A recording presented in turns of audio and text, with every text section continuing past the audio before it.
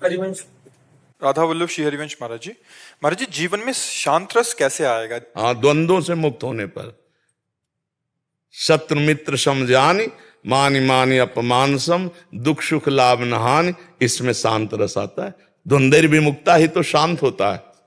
मान में, अपमान में, निंदा में, स्तुति में जो समान है वही शांत है। कोई हर्ष नहीं, कोई शोक नहीं, कोई सुख नहीं, कोई दुख नहीं, कोई जय नहीं, कोई पराजय नहीं। ये ब्रह्म बोध संपन्न महापुरुष की स्थिति होती शांतम। जो शांतम स्वरूप है वो भगवान का शांताकारम। और लेटे कहाँ है? भुजग शयनम। कितना भयावा! भुजग शयनम पर शांताकारम। ऐसे भारी से भारी द्वंद्व की स्थिति में भी जिसका चित्त उद्विग्न नहीं होता वो शांत होता है। सामने से गालियां मिल रही, अपमान मिल रहा है, एक जगह सम्मान मिल रहा है, एक जगह स्तुति हो रही, न हर्ष है न शोक है, शांत है। क्यों? क्योंकि वो समझ रहे स्वाप्निक है। सत्य वस्तु तो जो यहाँ वहां है, यहां वहां जिधर दृष्टि डालो सत्य वस्तु एक है। फिर ये द्वैत में ये मान सम्मान या अपमान ये सब मायाकृत है, इसलिए वो शांत रहता। शांतम। जब तक शुद्ध ज्ञान नहीं होगा शांतम नहीं हो सकता। ये शांति बनावटी नहीं हो सकती क्योंकि गाली दे हम चुप हैं। अंदर शांति होनी चाहिए। अंदर शांति तभी स्थायी रहेगी जब अव्यर्थ कालत्वम, एक भी मिनट भगवान से विमुख नहीं है तो शांत रस में आ सकता है। हमारे यहाँ भक्ति में भी जब शुरुआत होती तो पहला है शांत रस, फिर है दास्य रस, फिर है सख्य रस, फिर है वात्सल्य रस, फिर है गोपी भाव, फिर सहचरी भाव, क्रम बाई क्रम। ऐसा सबसे पहला है शांत। बिना शांति के तो कोई चलेगा ही नहीं। तो शांति बहुत बड़ी स्थिति है। चुप रहना, कोई गाली दे रहा उसे शांति नहीं कहते। जैसे कोई विदेशी भाषा में हमें गाली दे तो हम मुस्कुराएंगे केवल देख के। जब हमारी भाषा में हमको गाली दे वो हम मुस्कुराएं, बिल्कुल हृदय शीतल, कोई फर्क नहीं पड़ा, तो शांति को प्राप्त हो रहा है। देहाभिमान उसका गलित हुआ है। लेकिन भाई प्रवचन कर लेना, सुन लेना सरल है। जैसे हम अपने आप को बोले मैं बहुत अधम नीच हूं, जैसा भी हूं, भगवान का हूं, मैं बहुत दया का पात्र हूं, तो इसमें लगता है महात्मा की दैल्यता है। और जब दूसरा बोलता है तब हमको लगना चाहिए कि हमारी बात तो बोल रहा है, हे भगवान अब तो कृपा करो ना, देखो गवाही मिल गया।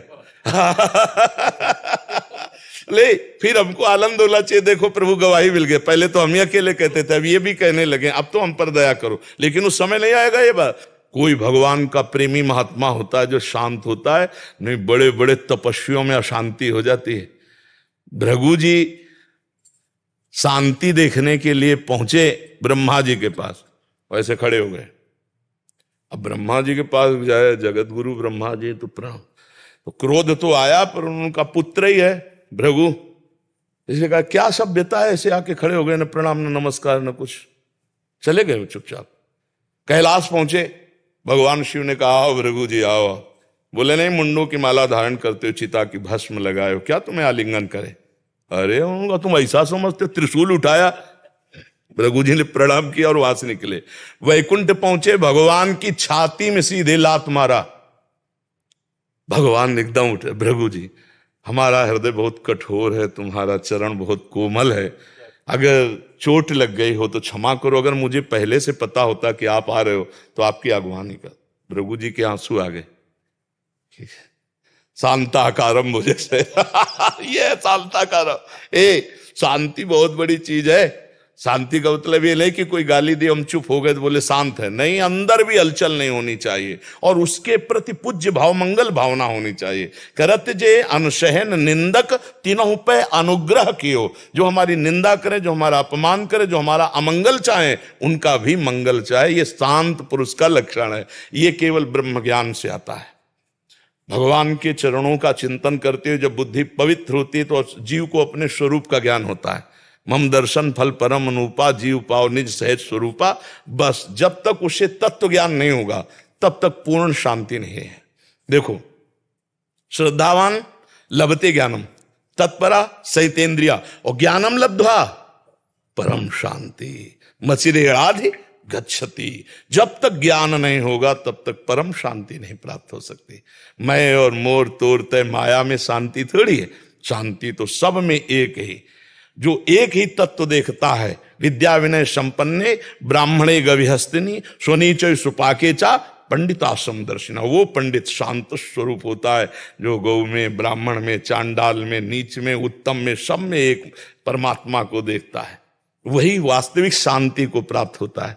थोड़ी देर मौन हो जाना, हट जाना, इसे शांति नहीं कहते। बीच बाजार में समाधिस्थ रहना, इसे शांति कहते। कोलाहल में भी वो शांत है, द्वंद्वों में भी वो शांत है। पर ऐसे महात्मा मिलना, भगवान खुद कह रहे सा महात्मा सुदुर्लभा है, महत्संगस्त दुर्लभो। देवर्षि नारद जी कहते महत्संगस्त दुर्लभो अगम्यो अमोघस्य। यदि निर्वाह कर ले जाए ऐसे महात्माओं का तो निश्चित भगवत प्राप्ति है जी। पहली बात आपका और हमारा परिचय बता दूं मैं। आप विग्रह स्वरूप हो, मैं उत्सव मूर्ति हूँ स्वामी जी।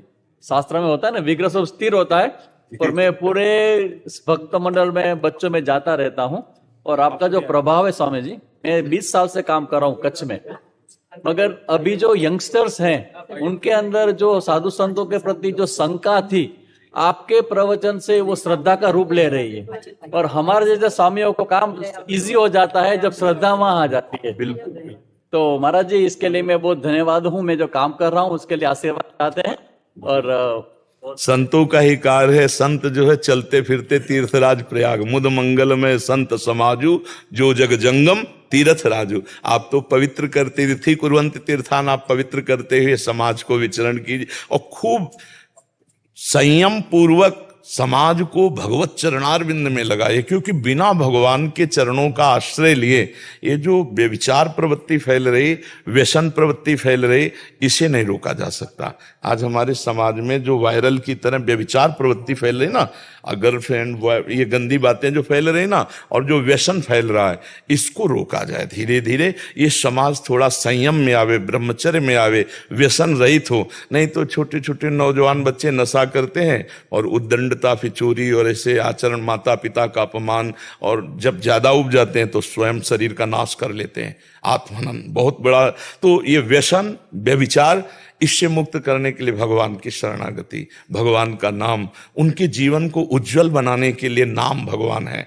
जहां नाम गया तो घोर पापियों को भी परमहंस बना दे, वो नाम भगवान का है। तो अगर जैसे बताया ना, छोटे बच्चे नाम जप, हाँ, ऐसे नौजवान यदि नाम जप करें, थोड़ा ब्रह्मचर्य को समझें, थोड़ा भगवान के आश्रित हो जाएं, तो इस प्रचंड माया से बच जाएंगे। जो कलयुग अपना प्रभाव दिखा रहा है ना, झूठ, व्यभिचार, मांस, मदिरा, इसमें सब फंसा के जीवों को नष्ट करना, तो आप जैसे संत ही हैं जो उस फांसी से काट करके उनको मंगल में भगवान की तरफ बढ़ा सके। जी जी। डॉक्टर तन्या